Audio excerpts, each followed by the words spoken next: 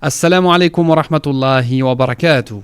Bienvenue à tous les compagnons du Coran dans ce nouvel épisode de l'atelier sous la protection de la sourate Al-Mulk. Aujourd'hui, nous avons rendez-vous avec le 10e verset. Et subhanallah, nous sommes déjà au 10e jour du mois de Ramadan et nous avons déjà étudié 9 versets. Aujourd'hui, on étudie le 10e. Comme quoi, c'est possible d'étudier un verset par jour, de le comprendre pour pouvoir le mettre en pratique, Inch'Allah. Et en ce qui concerne la mise en pratique, ne vous inquiétez pas. La mise en pratique, on va essayer de trouver une mise en pratique de la sourate qui est globale.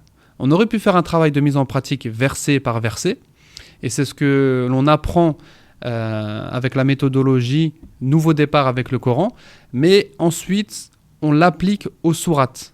Au lieu d'étudier le Coran verset par verset qui peut prendre du temps, on va modifier des choses pour pouvoir étudier le Coran sourate par sourate et trouver une mise en pratique générale par sourate.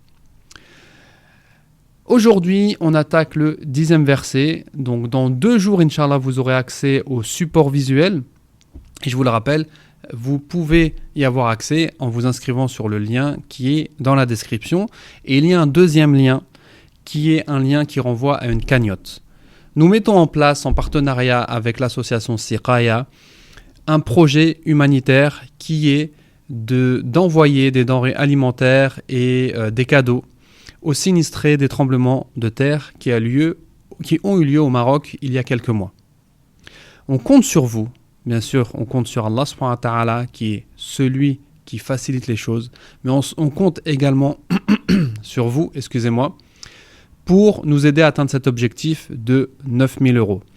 9 000 euros, c'est une petite somme. Et Inch'Allah, ensemble, on va y arriver petit à petit pour pouvoir gagner des hasanats. Et vous pouvez attendre la nuit pour pouvoir faire cette sadaqa, pour espérer une multiplication des bonnes actions. Mais surtout, faites-le rapidement parce que, comme je vous l'ai dit, 9 000 euros, Inch'Allah, ça va se remplir rapidement. Et vous allez peut-être vous réveiller un jour en voulant faire une sadaqa et vous allez vous apercevoir que ça n'est plus possible parce que la cagnotte a été fermée.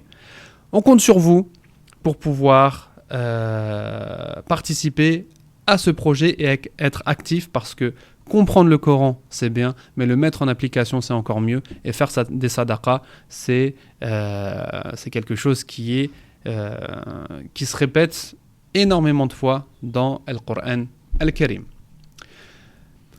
بسم الله والصلاة والسلام على رسول الله أما بعد يقول الله تعالى أعوذ بالله من الشيطان الرجيم قالوا بلى قد جاءنا نذير فكذبنا وقلنا ما نزل الله من شيء إن أنتم إلا في ضلال كبير وقالوا لو كنا نسمع أو نعقل ما كنا في أصحاب السعير.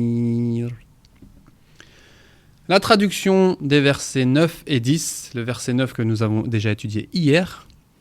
Ils dirent, mais si un avertisseur nous était venu, mais nous avons crié au mensonge et avons dit, Allah n'a rien révélé. Vous n'êtes que dans un grand égarement.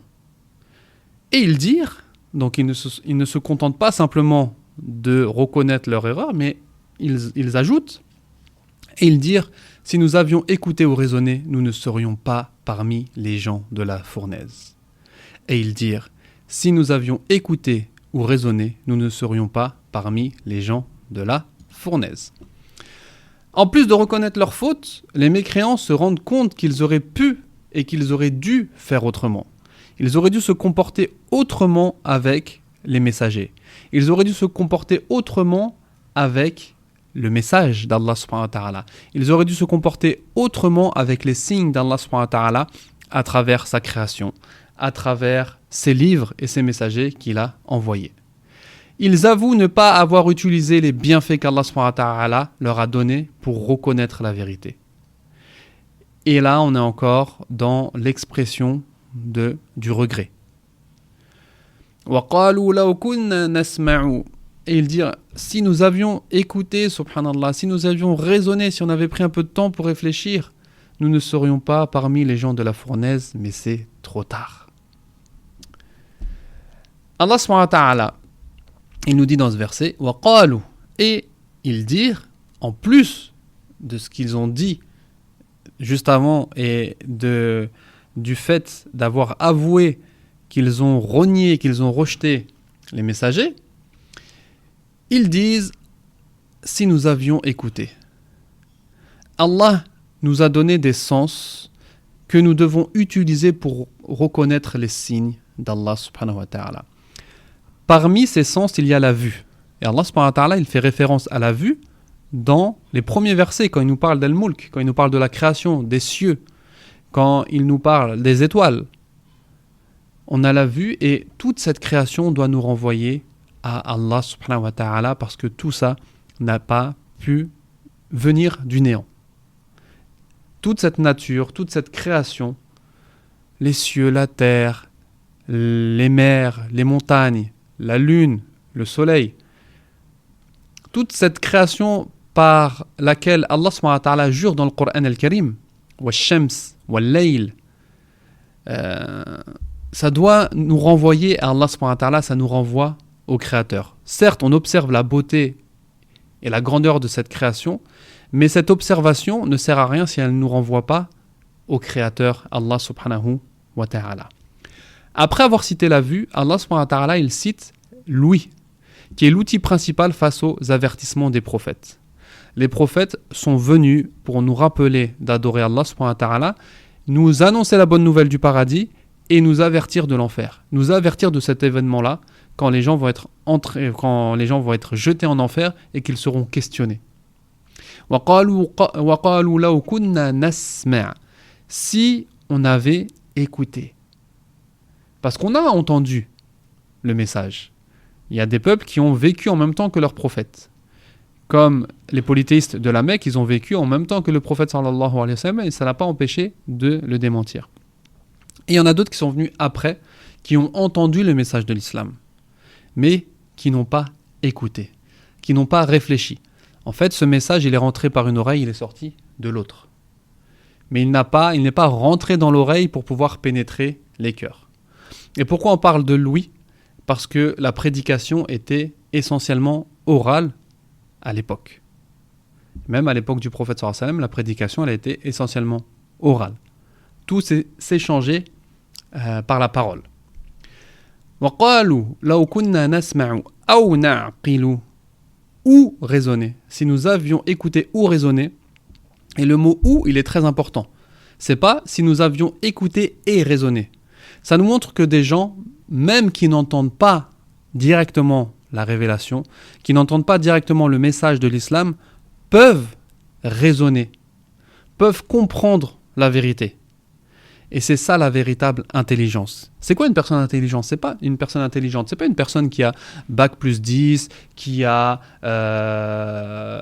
je ne sais pas combien de sociétés, Non. Une personne intelligente, si on prend le prisme musulman, une personne intelligente est celle qui comprend le but de sa création et qui agit en conséquence. Un grand docteur qui reconnaît la vérité, c'est une personne intelligente.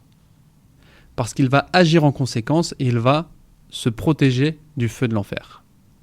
Un grand docteur qui connaît tout sur le corps humain, qui connaît tout sur la création, etc., mais qui ne reconnaît pas le Créateur et dont ses recherches ne l'amènent pas au monothéisme et au but pour lequel il a été créé, n'est pas intelligent. L'intelligence ne se fait pas par rapport au QI. L'intelligence se fait par rapport à reconnaître ou comprendre le but de notre création et agir. C'est pas tout de comprendre. Je sais qu'Allah il m'a créé pour l'adorer, mais je n'agis pas. Non. Et agir en conséquence. Allah subhanahu wa ta'ala il dit وَمَا خَلَقْتُ الْجِنَّ وَالْإِنسَ إِلَّا لِيَعْبُدُونَ. Je n'ai créé les hommes et les djinns que pour qu'ils m'adorent. À nous de faire preuve d'intelligence et de vivre dans le but dans lequel Allah subhanahu wa ta'ala nous a créés, c'est-à-dire l'adorer. Nous devons utiliser tous les bienfaits d'Allah pour trouver la vérité, que ce soit par la vue, que ce soit par l'ouïe, que ce soit par la réflexion. Fi ma kunna, nous ne serions pas fi ashab as-sa'ir, Allah subhanahu wa ta'ala, il n'a pas dit min ashabil sa'ir, donc parmi les, il n'a pas utilisé le min, il a utilisé le fi.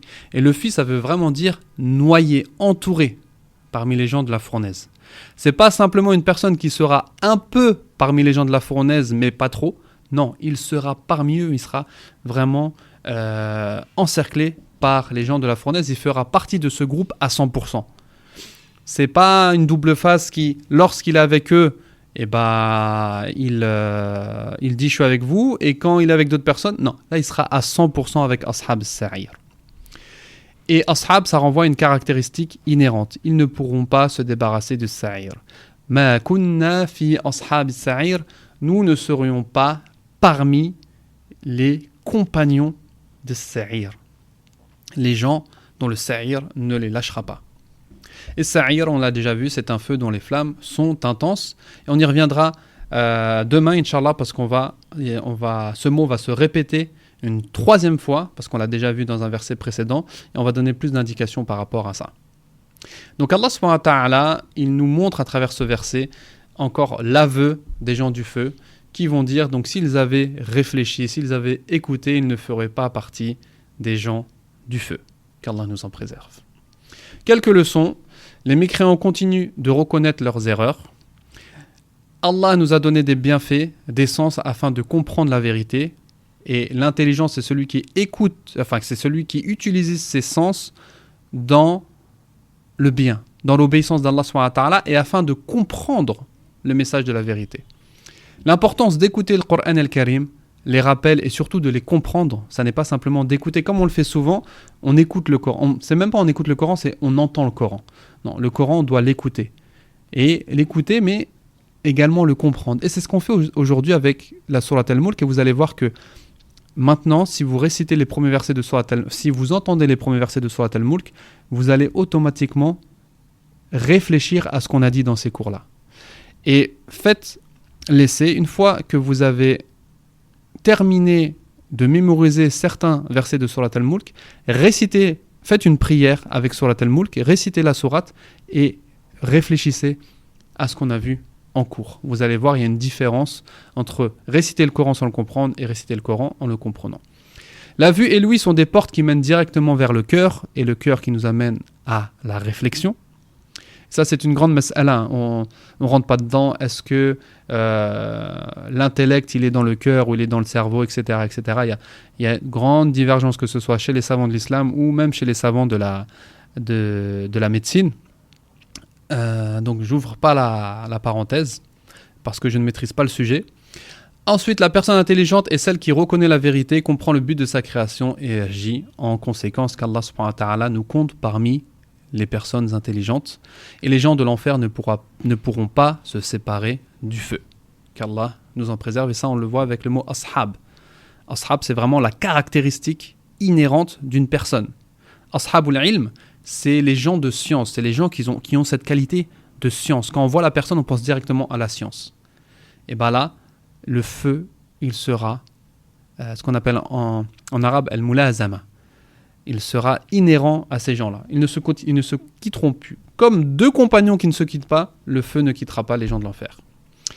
Demain, Inch'Allah, on a rendez-vous avec le verset numéro 11, dans lequel on verra l'aveu officiel des gens de l'enfer, parce que là, ils vont vraiment reconnaître. فَاعْتَرَفُوا بِذَنْبِهِمْ. Ils ont reconnu leur péché officiellement, et on va voir quelle est la réponse d'Allah subhanahu wa ta'ala face à cet aveu. Va-t-il leur faire miséricorde? Va-t-il les châtier? Wallahu a'lam. Je vous donne rendez-vous demain pour la réponse, et n'oubliez pas de participer à la cagnotte. C'est très important de venir en aide à ceux qui en ont besoin. Wallahu ta'ala a'la wa a'lam. Subhanaka Allahumma wa bihamdik. Ashhadu an la ilaha illa ant. Astaghfiruka wa atubu ilayk. Barakallahu fikum. Wassalamu alaykum wa rahmatullahi wa barakatuh.